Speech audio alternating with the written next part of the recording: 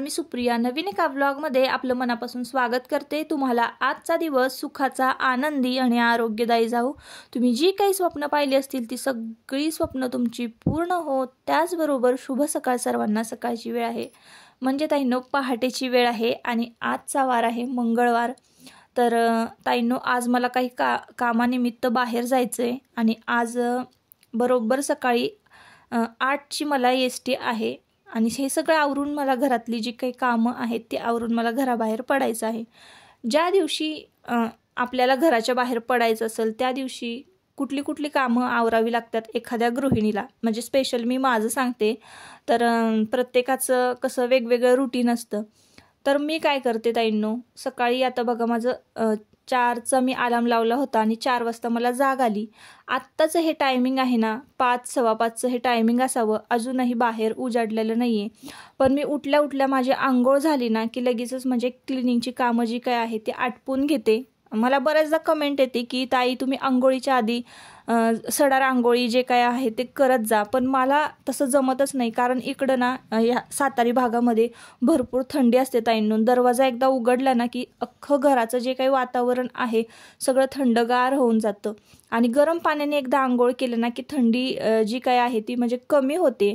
म्हणजे मला थंडीच वाजत नाही आंघोळ केल्यानंतर, म्हणून मी आंघोळ करूनच सगळी कामं करते। नाहीतर बिना आंघोळीचं तर बाहेर जाऊ शकत नाही, इतकी थंडी असते इकडं। तर आता तरी थंडी बऱ्यापैकी कमी झालेली आहे आणि सडार आंघोळी करायचं असेल ना एवढा गार वातावरणामध्ये तर मी तर म्हणजे बिना आंघोळीची करूच नाही शकत, हाच प्रॉब्लेम आहे। तर त्यामुळे मी आंघोळ करते आणि मगच प्रत्येक कामाला सुरुवात करते। तर असो ताईंनो, आज मला 8 वाजेपर्यंत घराच्या बाहेर पडायचं आहे आणि आत्ता सव्वा 5 वाजेपर्यंत माझी क्लिनिंगची सगळी कामं झालेली आहे, जे की मी तुमच्याबरोबर नेहमी शेअर करते। घरातली झाडलोट जी आहे, पारोसा केर काढून झालेला आहे, टॉयलेट बाथरूम क्लीन करून लादी वगैरे पुसून घेतलेली आहे आणि ही सगळी कामं झाल्यानंतर बाहेरचं पॅसेज वगैरे लोटून झाल्यानंतर देवपूजा झालेली आहे, तुळशीला पाणी घातलेलं आहे आणि तुम्हाला गॅसवर फुलं दिसत असतील म्हणजे अन्नपूर्णेची सुद्धा पूजा झालेली आहे आणि मी स्वयंपाकाला सुरुवात केलेली आहे। तर सकाळी सकाळी ना मला मुलांचा डब्बा तयार करून मगच घराच्या बाहेर पडायचं आहे। तर सगळ्याच गृहिणींचा हा प्रॉब्लेम असतो, ज्या कोणी बाहेर जॉबला जात असतील तर त्यांना तर असतं हे नेहमीचंच रुटीन असावं त्यांचं। जसं की मी आज तुमच्याबरोबर हे रुटीन शेअर करते, तर ते नेहमीचंच रुटीन असावं जी कोणी जॉबला जात असतील त्या लेडीजचं। तर त्यांना तर खरंच मी सल्यूटच करते, त्यांचं खूप म्हणजे दिवसभर तर इतकी धावपळ होत असणार आहे, घरातलं करायचं आणि घरातनं बाहेर पडून बाहेरची कामं करायची, खरंच खूप अवघड आहे। तर असो ताईंनो, आता डब्याला मी आज करणार आहे कांद्याची पात। तर कांद्याच्या पातीची जी काही भाजी आहे ना मी बरेच दिवस झालं केली नाही, तर म्हटलं चला करते तर तुमच्याबरोबर रेसिपीसुद्धा शेअर करूयात। मिरच्या ज्या आहेत 10 ते 12 मिरच्या ना मी हातानेच मोडून घेतलेल्या आहे आणि सकाळी बघा सकाळी मगाशीच थोड्या वेळापूर्वी कुकरमध्ये ना हरभऱ्याची डाळ शिजवून घेतलेली आहे। तर तुम्हाला जर हरभऱ्याची डाळ तुम्ही रात्री भिजत घालायला विसरलात तर कुकरमध्ये शिट्टी काढायची, म्हणजे हरभऱ्याची डाळ अर्धी निम्मी शिजते आणि अर्धी निम्मी डाळ जी आहे ती आपली कांद्याच्या पातीबरोबर शिजते।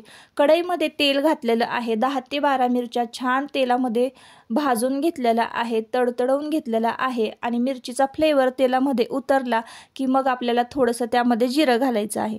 सुरुवातीलाच जर तुम्ही जिरं घातलं ना तर जिरं संपूर्णपणे काळं कुट्ट करपून जाणार आहे आणि मग नंतर मिरची घातली तर असं उलटं करू नका। तर मी प्रत्येक भाजी फोडणीला घालते ना तेव्हा एक माझ्या डोक्यामध्ये गणित असतं की कुठला पदार्थ कुठला इन्ग्रेडियंट्स आधी टाकला पाहिजे नंतर टाकला पाहिजे, याचं सगळं गणित असतं ताईंनो। त्याच हिशोबाने मी तुमच्याबरोबर ह्या रेसिपीज ज्या आहेत त्या शेअर करत असते। तर बघा ताईंनो, तेल तापलं आणि नंतर त्यामध्ये मी मिरची घातली, मिरची छान तडतडली आणि मिरचीचा जो काही फ्लेवर आहे तो तेलामध्ये उतरला। त्यानंतर थोडंसं जिरं घातलं, जिरंसुद्धा बरोबर अगदी पाहिजे असं आपल्याला भाजलेलं आहे, जास्त करपलेलं सुद्धा नाही आणि कच्चंसुद्धा नाही आहे। जिरे घातल्यानंतर मग लगेच आपण कांद्याची पात त्यामध्ये घातलेली आहे। कांद्याची पात घातली की लगेच हरभऱ्याची डाळ जी आहे ती म्हणजे एक शिट्टी काढून घेतलेली आहे, म्हणजे अर्धी शिजवलेली आहे हरभऱ्याची डाळ आणि मग ती कांद्याच्या पातीमध्ये शिजवून घेणार आहे। तर अशा पद्धतीने आम्ही कांद्याच्या पातीची भाजी करत असतो। तुम्ही कुठली डाळ घालून कांद्याची पातीची भाजी करता नक्की कमेंटमध्ये सांगा। तर असो ताईंनो, काल मला एक जी कमेंट आली ना खूप छान आणि खूप प्रसन्न वाटलं मला ताईंनो ती कमेंट वाचून। तर त्या कमेंटचा ना स्क्रीनशॉट मी इथे एका बाजूला लावते, तुम्ही जाऊन ती नक्की कमेंट वाचा, खूप छान ती कमेंट आहे. तर मला असं वाटतं की मी हे जे क्लिनिंगचे व्हिडिओ बनवते किंवा असे माझी जी लाईफस्टाईल आहे ती तुमच्याबरोबर शेअर करते ना, कुठेतरी त्याचा फायदा होतो, कुठेतरी कोणाला तरी प्रोत्साहन मिळतं, मोटिवेशन मिळतं काम करण्यासाठी म्हणा किंवा इतर गोष्टींसाठी. तुम्ही जर माझं बघून घरात स्वच्छता करत असाल, काम करत असाल तर एक चांगलीच गोष्ट आहे. तुमचा आळस जर नाहीसा होत असेल तर ती एक चांगलीच गोष्ट आहे. तर ताईंनो खूप प्रयत्न करते मी अगदी रेग्युलर व्लॉगिंग करण्याचं, रेग्युलर व्हिडिओ अपलोड करण्याचं. पण माझं पण कसं असतं की एक काम झालं की दुसरं काम, आणि ज्यांना सवय असते ना सतत काम करण्याची त्यांना असं बसून चालत नाही, म्हणजे त्यांचा हातच गप्प बसत नाही असं म्हणता येईल. तर त्यात मी आहे, म्हणजे त्यातलीच मी आहे. तसंच आहे माझं, मी एखाद्या दिवशी पण शांत बसू नाही शकत. ज्या दिवशी सुट्टी असेल ना त्या दिवशी तर जास्त काम असतं मला.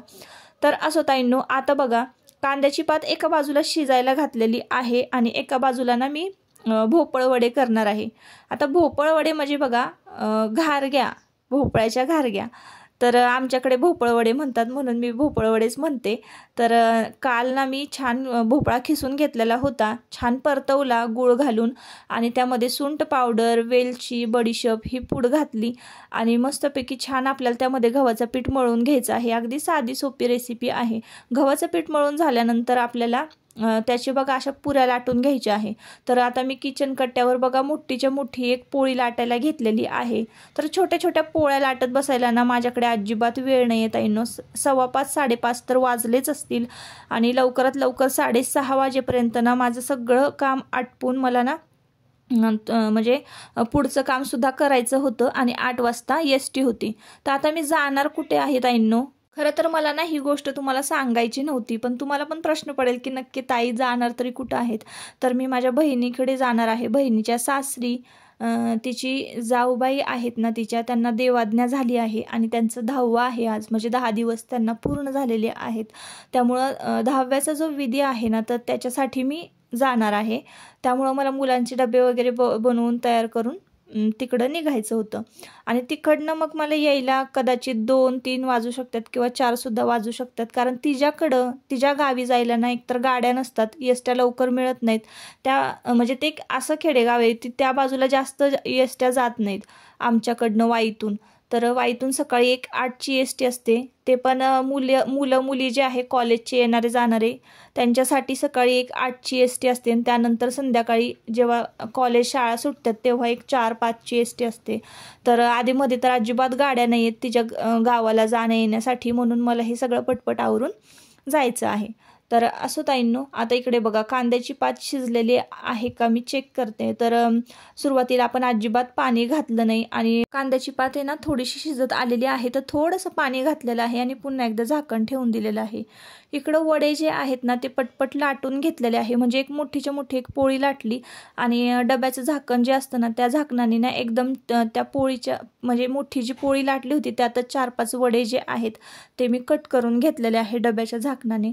तर अशा पद्धतीनं तुम्ही जर पुऱ्या केलात ना तर पटपट आपलं जे काम आहे ते आटोपतं. तर अशाच पद्धतीनं मी भोपळ्याचे जे वडे आहेत ते करत असते, म्हणजे घारग्या करत असते. तर पटपट आता आपले वडे तळून झालेले आहेत आणि इकडे बघा जवळजवळ 25-30 वडे झालेले आहेत. म्हणजे मी हे नाश्त्यासाठी त्यांच्यासाठी वडे केलेले आहेत घरातल्यांसाठी. म्हणजे की जसं की आयुष वगैरे नाश्ता करून जाईल, नाश्त्याला आहे ना चहाबरोबर जरी वडे खाल्लेत ना तरी मग कांद्याची पात आणि चपाती टिफिनला घेऊन जातील. तर कांद्याची पात बघा आपली छान झालेली आहे, मऊसूत अशी शिजलेली आहे आणि डाळसुद्धा बऱ्यापैकी शिजत आलेली आहे. तर तुम्हाला बोटाने इथे बघा प्रेस करून दाखवते दाबून. तर बघा डाळ अशी शिजलेली आहे, म्हणजे समजायचं की आपली कांद्याची पात जी आहे ती शिजलेली आहे. तर आता याच्यावर झाकण ठेवते आणि थोडंसं पीठ मळून घेतलेलं होतं गव्हाचं, तर पटपट आता चपाती लाटून घेणार आहे. नाश्त्याला वेगळं असं काहीतरी केलं ना की मग चपाती 4-5 चपात्या लाटल्या ना की मग भागतं. तर उजाडत आलेलं होतं. आता वाजलेले आहेत बरोबर 6:45. 6:45ला छान असं पांढरं शुभ्र आभाळ होतं, छान उजाडतं. तर आता उजाडलेलं आहे आणि अजूनच मला तर गडबड माझी झालेली आहे ताईंनो. तर एसटी सरकारी ज्या गाड्या आहेत एसटी आहे कुणासाठी अजिबात थांबत नाही 2 मिनटंसुद्धा. तर तिथं जाऊन आपले तिकीट वगैरे काढायची आणि अशा गोष्टींसाठी वेळ लागतो. जर घरची गाडी असेल ना तर आपण थांबू शकतो. चपात्या वगैरे लाटून झालेल्या आहेत. आता जे काही जेवण आहे, तर रात्री मी शेवग्याची शेंग केली होती, तर शेवग्याची शेंगीची आमटी थोडीशी शिल्लक आहे. भातसुद्धा शिजायला घातलेला, सकाळी भात झालेला आहे. म्हणजे शेवग्याची शेंगीची आमटी, कांद्याची पात, भात, चपाती असं संपूर्ण स्वयंपाक आटपलेला आहे. आणि नाश्त्याला भोपळ्याचे घारगे म्हणजे भोपळ वडे. तर असं सगळं तयार झालेलं आहे. जे काही भांडे होते ना रात्री घासलेले, ते पटपट आता लावून घेणार आहे. आणि मुलांच्या बॅग वगैरे ज्या आहेत ते भरून झालेल्या होत्या. आता फक्त टिफिन भरायचा राहिला होता. तर देवांशला ना भोपळ्याचा वडाच दिला एक. तो तर काही टिफिन खात नाही, घरनंच भरपेट असं खाऊन जातो. तो दूध काला खाऊन जातो. बऱ्याच व्हिडिओमध्ये मी तुम्हाला सांगितलेलं आहे की देवांश दूध काला खातो आणि मग शाळेत जातो. आयुषच्या डब्याला ना कांद्याची पात आणि चपाती द्यायची होती. तर आता इकडे थोडीफार भांडी जी राहिलेली आहेत ना ती पुन्हा रॅकला लावून घेते. नाही तर मग काय होतं ना, दिवसभर आपण तिथं भांडे धुतो आणि मग धुतलेल्या भांड्यांवर पाणी उडतं. तर त्यामुळं लगेच जागच्या जागी सकाळी भांडी लावलीत ना मग काही टेन्शन नसतं. तर मी उठल्याबरोबर क्लिनिंगची कामं झाली की लगेच स्वयंपाकाला लागले आणि भांडी जी काही होती ना ती रॅकला लावायची राहिली होती.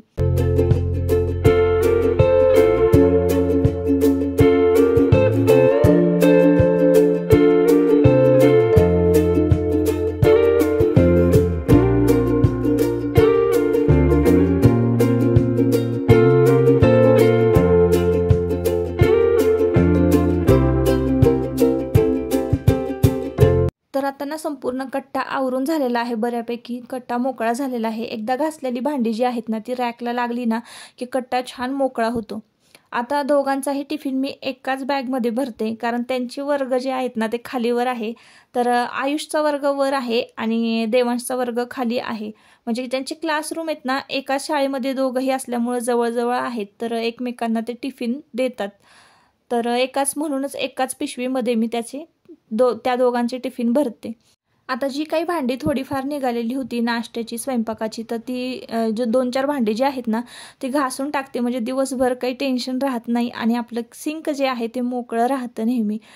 टिफिन भरून झालेला आहे. देवपूजा बघा ताईंनो आजची तुमच्याबरोबर शेअर केलेली आहे. आणि आता बरोबर 8:15 वाजलेले आहे. 15 मिनिटं उशीर झालेला आहे. Bye bye. घरातलं संपूर्ण जे काही काम होतं ना ते झाल्यानंतर घराबाहेर पडण्याचा जो काही आनंद असतो ना ताईंनो खरंच वेगळा असतो. नाश्ता, स्वयंपाक, क्लिनिंग सगळं अगदी जागच्या जागी व्यवस्थित झालं. मुलांचे जे युनिफॉर्म होते ते सुद्धा मी काढून ठेवले.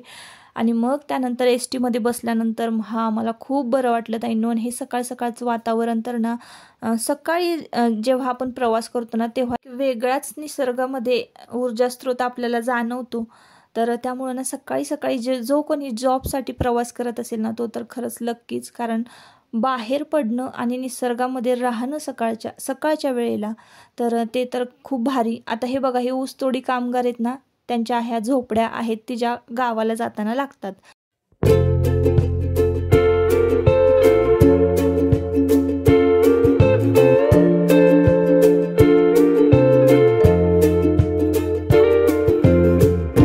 तिच्या गावाला पोचल्यानंतर बघा प्रत्येकाच्या ना दारापुढे बघा असं फणसाचं झाड आहे.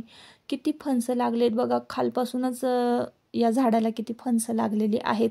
आणि चिंचेचं झाड प्रत्येकाच्या दारामध्ये आहे. तर भरघोस पान नसतील इतक्या चिंचा लागलेल्या आहेत. गच्च भरलेलं असतं झाड चिंचांनी. तर प्रत्येकाच्या घरासमोर आणि प्रत्येकाच्या घरी ना अशी बैठी घरं आहेत. तर जास्त काही मला शूट करता आलं नाही कारण प्रसंगच तसा होता. 10व्याच्या विधीला मी गेले होते त्यामुळं. तर असो, त्यानंतर ना संध्याकाळी आल्यानंतर मी डॉक्टरांकडे गेले आणि डॉक्टरांकडे हॉस्पिटलला मी गेले ना तेव्हा हॉस्पिटलच्या शेजारीच बरोबर तुळजाभवानीचं मंदिर आहे. तर म्हटलं चला आलेलो आहो आपण डॉक्टरांकडे चेकअपसाठी, तर आपण दर्शनसुद्धा घेऊया. तर म्हटलं चला आज मंगळवार आहे, तुम्हाला सुद्धा दर्शन घडवूया. तर संध्याकाळची वेळ आहे ताईंनो, आणि आता आपल्या व्लॉगचा मी इथंच शेवट करते. आपण परत पुन्हा भेटूया नवीन एका व्लॉगमध्ये. तोपर्यंत स्वतःची काळजी घ्या आणि मजेत राहा. जर व्लॉग आवडला असेल तर नक्की आपल्या चॅनलला सबस्क्राईब करा आणि व्हिडिओला एक लाईक करा. आता या व्हिडिओमध्ये मी तुमच्याबरोबर हेच शेअर केलं की आपल्याला घराच्या बाहेर पडताना कुठली कामं कशा पद्धतीने आवरायची असतात आणि कसं सगळं करायचं असतं मॅनेज. तर प्रत्येक स्त्रीची एक ही म्हणजे व्यथाच आहे की हे सगळं आवरल्याशिवाय आपल्याला सुटका नाही, किंवा हे सगळं घर आपलं आवरल्याशिवाय आपल्याला बाहेर पडता येत नाही. तर असो, बाय बाय.